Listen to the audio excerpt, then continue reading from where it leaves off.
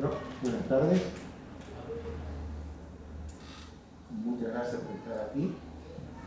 Bueno, allí ya está anunciado la conferencia de hoy, que pertenece al ciclo de conferencias 2014. Son conferencias para todo público. Entonces se entiende que se va a hablar de ciencia, pero no pensando que la audiencia está constituida solamente por científicos. La idea nuestra, entre otras cosas, es poder llegar a un grupo más amplio de personas que se interesen por saber qué es lo que está pasando con la ciencia en nuestro ámbito, en particular en el campo, en el área de la Universidad Nacional de Córdoba, porque la mayoría de los expositores que hemos tenido han sido provenientes de la universidad. Y hemos elegido a gente joven, por ejemplo, Natalia, porque con la idea de que ellos están totalmente inmersos en una problemática que, valga la redundancia, que los envuelve y los proyecta quizás hacia un futuro en el que puede ser de que se encuentren algunas respuestas en las que ellos están trabajando, como las pensadas o diferentes. Y quizás de alguna de esas cosas nosotros nos podemos enterar hoy, qué es lo que están pensando y cuáles son las respuestas que se pueden encontrar en un futuro, si van a coincidir con lo que se pensó o van a ser diferentes. No me quiero extender más. La doctora Rita Hoyo va a hacer una breve presentación de la expositora de hoy y espero que disfruten de la charla. Gracias. Sí. ¿Sí? Bueno, buenas tardes. Muchas gracias. Le agradezco por estar aquí. Bueno, me es muy grato presentarles a la doctora Natalia Pacioni. Natalia estudió en la Facultad de Ciencias Químicas, se recibió de licenciada en Química y posteriormente realizó una tesis doctoral en el Departamento de Química Orgánica y en el Instituto de Investigaciones Físico-Química de Córdoba, bajo la dirección de la doctora Belia, que está aquí presente, acá, la doctora Belia. Y bueno, posteriormente se fue a hacer un trabajo postdoctoral en el exterior y allí, durante esa estadía en el exterior, tomó, entre las cosas que hizo muchas y muy importantes, tomó contacto con materiales que en este momento están muy de moda, pero no es que estén de moda porque sean bonitos, sino porque tienen una cantidad de aplicaciones muy grande, que seguramente Natalia se las va a mencionar, y se trata de materiales que tienen un tamaño muy chiquito, digamos, pero por supuesto están constituidos no por un solo átomo o una sola molécula, sino por un grupo de ellos. Y su tamaño es, digamos, unas 1000 veces más chico que, por ejemplo, el ancho de un cabello. Entonces, bueno, cuando ella volvió, después de su estadía en el exterior, aprovechó la experiencia que había adquirido durante el doctorado, más la que había adquirido después en su postdoctorado, y inició un proyecto precisamente en donde trabaja con este tipo de materiales, y es lo que nos va a contar ahora a nosotros, y especialmente tratando de que sea una cosa, digamos, accesible para todos los que estamos acá y que no conocemos el tema. Bueno, yo sí conozco, ¿no? Pero bueno, no específicamente el tema de eso. Bueno, entonces la dejo a Natalia para que les cuente eso. Hola, muchas gracias por la presentación y bueno, como mencionaron, voy a tratar de dar esto de Buscando Nano, ¿bien? Una analogía, ¿no? Con Buscando Nemo. Todos, digamos, por curiosidad o por algo, siempre uno busca alguna cosa. En mi caso, nano se refiere a estos compuestos, digamos, que ya les voy a explicar un poquito cuáles son. Y la búsqueda es decir, algo para poder detectarlos. No tiene relación, digamos, en realidad con que van a ser pececitos. No es que estoy buscando ningún tipo de pececitos, sino que son compuestos químicos con características, digamos, nano. Ahora bien, cuando me propusieron para la charla, digamos, invitarla, digamos, para un público general, lo que pensé principalmente es, cuando hablo, digamos, con amigos o con mi familia, de tratar de responder qué es lo que hago, cómo, a dónde, digamos, trabajo y por qué. y de hacerlo de la forma, digamos, más simple, más entendible, sin usar tanta parte técnica, digamos, tanta terminología técnica. Por supuesto que uno, en algún momento, algún término voy a tener que mencionar y voy a tratar de explicarlo también un poco. ¿A qué me refiero? Por eso, digamos, es que con eso en mente, la distribución, digamos, o sea, el esquema de la charla es algo que llamo, digamos, de información general, es decir, qué cosas, digamos, o qué conocimientos uno tiene que tener, adquirir, para poder, digamos, o sea, entender, digamos, qué es lo que motiva investigar lo que estamos investigando dentro del área donde estoy trabajando. Y por algo debemos dar algo de hacia dónde va la temática, digamos, o cómo actualmente, hacia dónde evoluciona, o si hay cosas más para hacer o se termina acá. Y esto es más de contarles, bueno, dónde trabajamos y quiénes somos los que estamos trabajando en esto, ¿sí? Un poco. Particularmente, digamos, pueden, quizás en las noticias, en internet o en la televisión, en todo lo que es información, van a ver ahora que aparecen muchas veces términos donde se usa nanotecnología, nanotubos, diseñan un modelo nano, o sea, el prefijo nano aparece mucho, digamos, bastante, muy frecuentemente, pero no siempre uno sabe a qué se refiere con nano, ¿sí? O sea, qué es lo que me están queriendo decir simplemente con nano, ¿es una cosa nueva, existió, es una terminología simplemente? Lo primero es, para dar idea, digamos, uno cuando mide, por ejemplo, la distancia entre ciudades lo hace en kilómetros, ¿sí?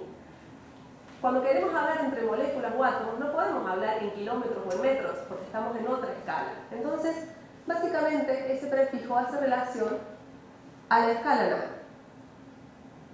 ¿Y qué es esta escala nano? Algo la doctora Rossi mencionó, ¿no? Es muy pequeño. ¿Cuán pequeño? Si tomamos una regla, ¿sí? Y vemos la mínima división de esa regla, que es el milímetro, y lo dividimos en 1000 veces, ¿sí? Y a esa división, a esa misma división, la volvemos a dividir en 1000 veces, ¿sí? La estamos dividiendo 1.000.000 de veces más, pequeña que 1 milímetro. En relación a algo que conocemos bien, una nanopartícula, que la vamos a simplemente esquematizar de esta forma, como un conjunto de átomos, que tenga este tamaño de 4 nanómetros, es que, digamos, tengo que multiplicarlo por 1.000.000 de veces, o sea, poner en línea 1.000.000 de veces, para tener el tamaño de una hormiga, que es de unos 4 milímetros. Y a la hormiga, si le pusiéramos así a 1.000.000 de hormigas, ¿sí? Una, digamos, al lado de la otra, podríamos, digamos, cubrir, hacer 4 vueltas al estadio, digamos, de lo que es el campo de fútbol, por ejemplo, del estadio, digamos, Esto simplemente también para dar una idea, ¿no? O sea, cuando estamos en nano, vamos a estar en esta escala, mucho más pequeño de lo que es, digamos, la hormiga, la pulga, digamos, más chicos incluso que los virus. Hay diferentes tipos, digamos, de cosas que tienen este tamaño y que han evolucionado principalmente en los últimos 30 años, digamos que es el mayor auge, no es que no existieran antes, sino que donde se les da nombre y donde se les da a conocer. Por ejemplo, tenemos algunos que están compuestos de carbono. Estos tres, que se llaman simplemente fulerenos, nanotubos o grafenos, son compuestos del mismo tipo de material, pero que tienen una forma diferente. Por ejemplo, los fulerenos van a ser como una esfera, una pelotita de fútbol.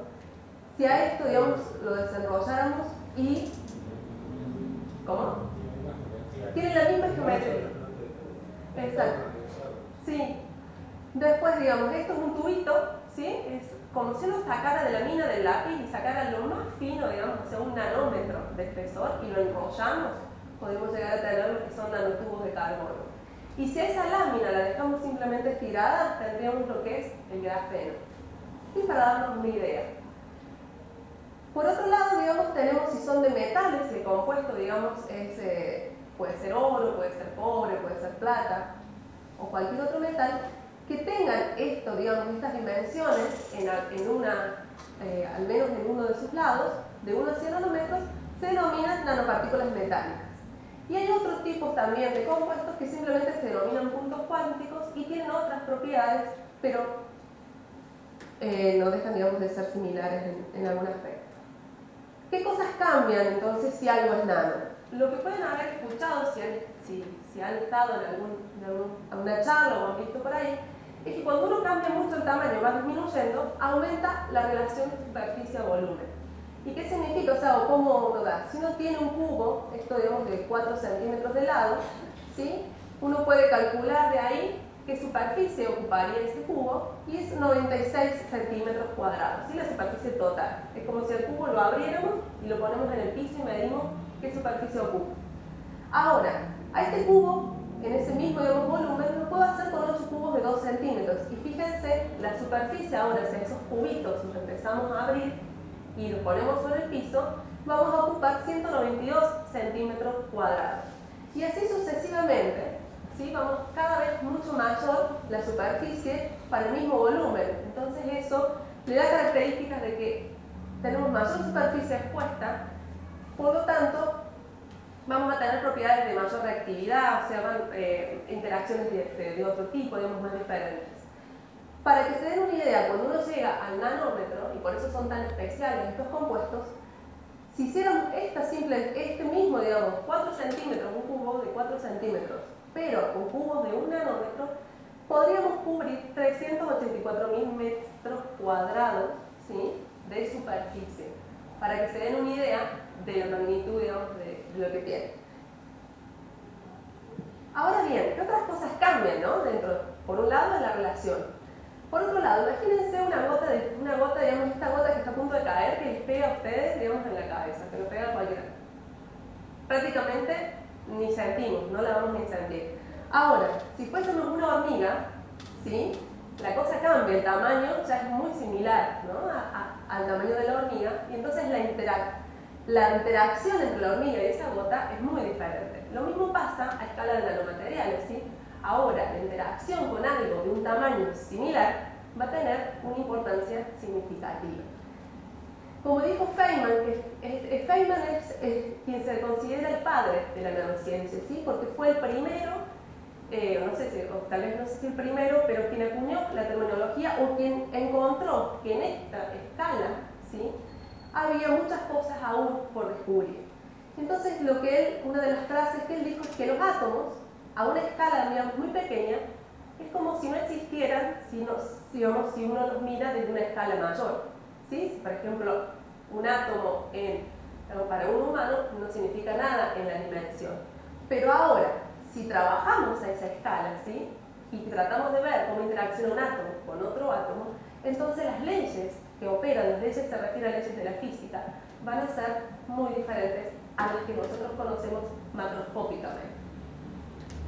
Con eso, digamos, en mente, digamos, para hacer simplemente un poco de analogía, lo que se conoce, digamos, como el espectro el espectro electromagnético, digamos, que uno lo puede medir en las ondas, digamos, en la energía, y nosotros conocemos, por ejemplo, las antenas de radio, y uno dice que son de onda, uno sabe a veces escucharlo simplemente como ondas largas, digamos, es la distancia entre las crestas de esta, digamos, similitud de onda, y vamos haciendo a distancias, digamos, cada vez menores hasta llegar a la parte, digamos, que lo podemos medir en nanómetros.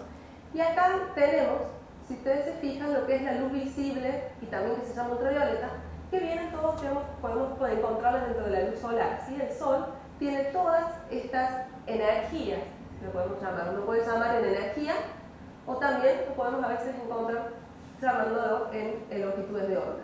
Y fíjense simplemente que estoy poniendo en nanómetros.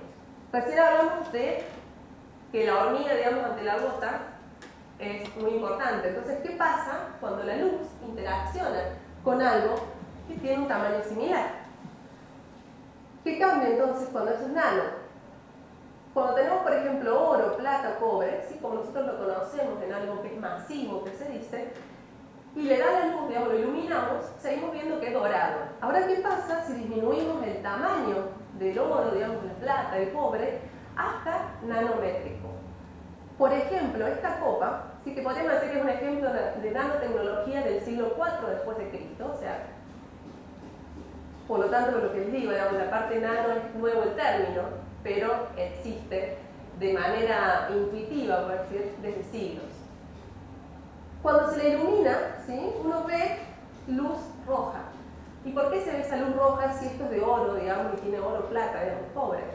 Porque la composición, digamos, de oro, plata y cobre en el 90, y gracias a que existen microscopios que pueden llegar a ver tan pequeños, se descubrió, aún se conoció, que está compuesto de partículas que tienen hasta 100 nanómetros en plata, cobre y oro. El oro es lo que le da el color rojo, ¿sí? Y la plata, que está simbolizada como este, es lo que uno ve medio amarillo verdoso, ¿sí? Cuando refleja la luz, si yo ilumino desde acá. Si ilumino desde adentro de la copa, es que ven el color rojo, ¿sí?